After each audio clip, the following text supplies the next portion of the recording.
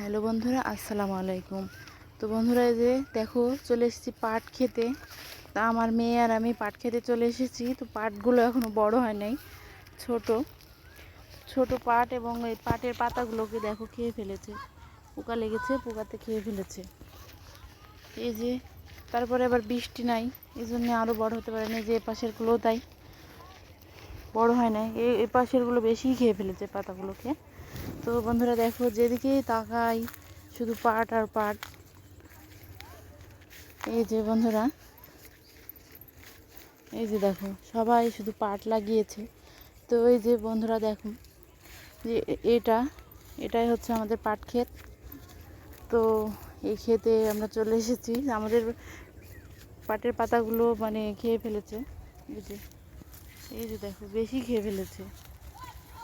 এই যে দেখো কি অবস্থা করেছে খেয়ে পোকাতে। তো দেখতে থাকো বন্ধুরা পুরো ভিডিও।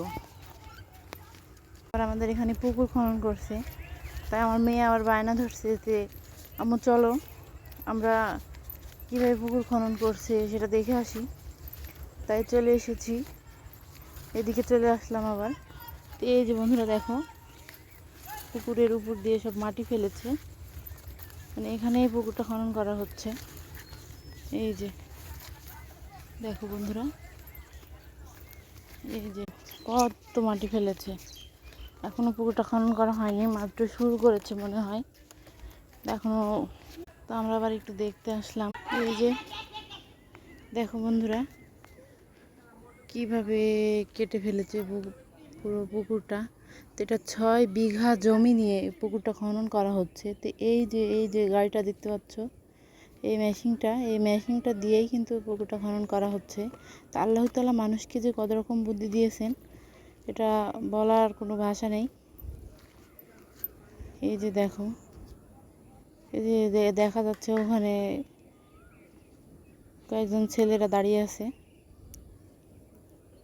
এই যে দেখো বন্ধুরা কিভাবে কি করেছে। তো এখন পুকুর কাটছেন না, রাত্রে হয়তো বা কাটবে, এখন রেস্ট করছেন।